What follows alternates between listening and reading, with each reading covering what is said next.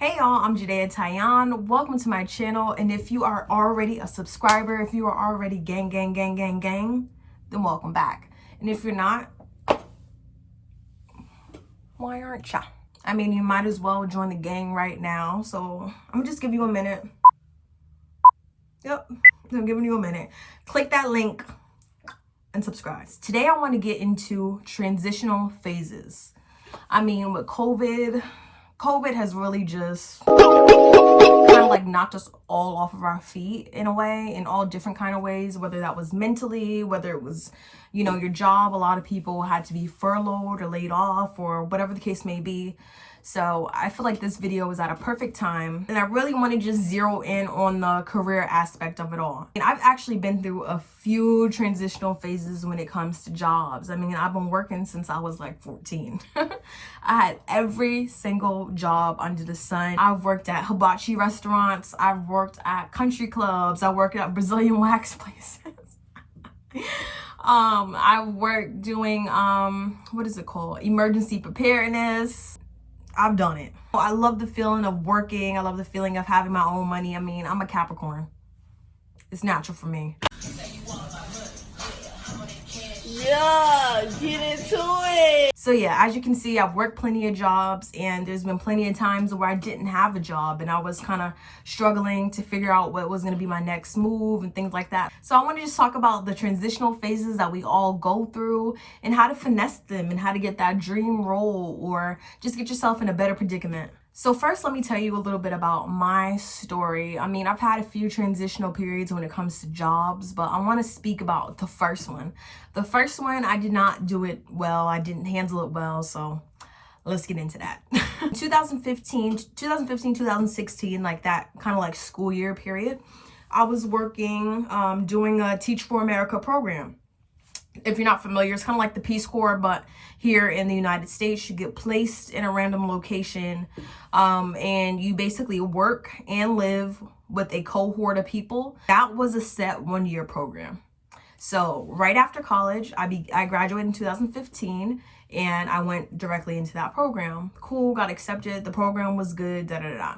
So the thing was, as the program was winding down, people started buzzing about, oh, what are you going to do next? Are you going to stay here? Are you going to look elsewhere? And I was like, yeah, I'm not going to stay here. I'll apply to other jobs, whatever. Keep in mind, I was basically already set up with this towards the end of college. So I didn't really have that experience of how it was, actually searching for a job straight out of college. So I kind of was honestly taking it easy and thinking that, I'll snag a job. Like, why not? My resume is lit. I had internships and stuff. It should not be hard to snag a job. Child, please. Snagging a job was not easy, okay? It was not easy at all. So I applied, didn't hear back. First month, it's like, okay. Second month was like, okay. Third month was like, okay. I need a job. Not having that job was really starting to wear at me, It made me feel like super broke and low-key like bummy. I'm like, dang, like, what's going on? I need me a job. So the thing was, as the months passed by, you get on social media and you see your friends doing this. I saw people I was in the program with elevating to different levels within it. They started off as a tutor and now they're dean of this and dean of that. And I see other people that I went to school with on IG, and they're, getting all these amazing roles. And then I just started to really hit me. Just those blues of like trying to find a job really hit me bad. So I was stressed out, okay? How are you? I'm okay. Yeah.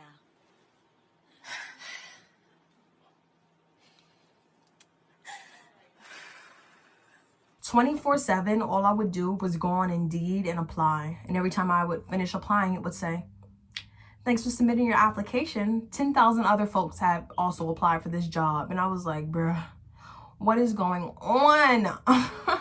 I was like, yo, this really sucks. It was a really rough patch. So then eventually I was like, you know what? It was getting around the holidays. At this point, my birthday's in December. So it was getting around that time, and I'm like, look, I don't want to be broke for my birthday, so I have to do something. So I ended up getting a job at Macy's. I hit the mall. I started like filling out some applications, and Macy's hit back, and they had a ton of availability, holiday hours, and the whole bit. So I was like, okay, cool. I'm not even gonna lie. Like when I first started working there, I was depressed because I kept thinking to myself, like, how is it that, you know, I went to school, got my degree, and, you know, have all this experience, and I can't find a job, and like, well, I can't find a job that's in my field, because I did find the Macy's, but I can't find a job that's in my field. And I kind of felt like, dang, I did all this and I'm working retail. I'm not gonna lie, I was embarrassed. I didn't want people to see me on the clock, whether I was folding things or getting stuff together. And I was just so concerned about how other people would see me, you know, so concerned that it was literally ruining my days every day. Every day I went in there, I didn't feel good about it. And it was just a mess. It was just like a long period of just not feeling good, always being anxious, applying, waiting. And honestly, it wasn't serving me at all, like at all. That whole experience just taught me that like, there's no point of stressing. You're gonna put a goal, work towards it, do what you can do, have faith, but there's no point of stressing and worrying out the whole time. 1. And 2, it told me, what does it matter? What does it matter that people think? What does it matter if someone sees you at Macy's? Okay, it's a job. It's a job, and I was working. It's nothing to be embarrassed about. So that was the one time that I did things completely wrong. I ended up doing another AmeriCorps program from Macy's. I found another AmeriCorps program, so I dipped out with them. I found another program that wasn't in teaching. This was the emergency preparedness program. So I did workshops and things like that. So that was cool. Office setting. It was good. Again, it was another AmeriCorps program. So that was another 1-year period. So I knew after that year was up, I kind of like be in the same predicament of needing to find a job. But this time, based off all the knowledge that I got last time, based off of like just how low I was feeling last time, I decided to do things completely differently. And that paid off so much. I was no longer stressing out. I was no longer depriving myself from having fun with friends and stuff just because these jobs didn't hit me back. I did not, you know, equate my self-worth with what job I had. So I just want to go over some tips and tricks to make your transitional phase pop off. First thing you need to do is change your mindset. Stop feeling stuck. As one of my besties, Moriel, always says, we're never stuck, we're never without options, we are not trees. So you need to change your mindset. At the end of the day, if your job isn't working for you, if you're not getting paid enough, whatever your concern is, if you don't have a job and you're looking for one, change your mindset immediately. You got options and you're gonna figure this out. So let's think solution based, let's get our problem solving hats on, and let's get it, period. The next thing you need to do is refresh everything, you know, like check in your resume. Is it up to date? You know, have you been filling out all the detail, you know, like how you have the job, then you have all the little details of the task. It's specific. I mean, you can even, there's so many people that edit resumes, so many like entrepreneurs on Instagram or whatever. You can hit them up, pay for the service and have them review your resume. A lot of times it isn't that much. And if you can't do that, you can go on YouTube. You're already on YouTube. Along with your resume, it's also good to tap into LinkedIn. A lot of times we don't really check for LinkedIn unless we are trying to find that job, but it's good to maintain those connections. Go on your LinkedIn page. Start adding people to your network. Start actually posting the things that you do. A lot of times we don't post what we do, like whether we have another organization that we founded ourselves, post that on your LinkedIn. Yeah, get the posting, get the adding people too. Another thing that you need to do or come to terms with is that you're gonna have to get out your comfort zone. So if that means you're usually like, oh no, I don't want to bother anybody, I would just wait for them to hit me up. No. It doesn't work like that, period. You have to get out your comfort zone. People are busy. People are doing a million things. You need to make yourself be noticed, to be seen, show them what you have to offer. So if that means you know, contacting someone and then you didn't hear from them in a while, don't just let it fly. Don't just, oh, well, they didn't hit me. Hit them up again. I'm not saying be a bugaboo, but you're going to have to be a little bit more aggressive, because if you want the job, it's not on this person. It's not it's not on, you know, the employer or whatever to come seeking you out, you know? It's okay to put yourself out there. Don't be scared now. Another thing, a main thing, is not to be desperate. You can't be desperate. Whether it's looking for a partner, a friend, a career, you can't be desperate. Because when you're looking while you're completely desperate, you'll go for the first thing that bites. And you'll end up selling knives door to door. You don't want to do that. So don't be desperate about it, you know? Take some time to really think about the workplace that you want to be in. What does that look like? What does the environment look like? What do you actually want to be doing? You know, you don't want to just accept the job because you just need one in the moment and it's more money than being broke. No. So a lot of times, you know, you're looking for a position, and it's very important what you do during that wait period. So you can be at home stressed and applying like I was the first time and just getting super bogged down with all that stuff. Or you can do something more productive while you're waiting for that next position.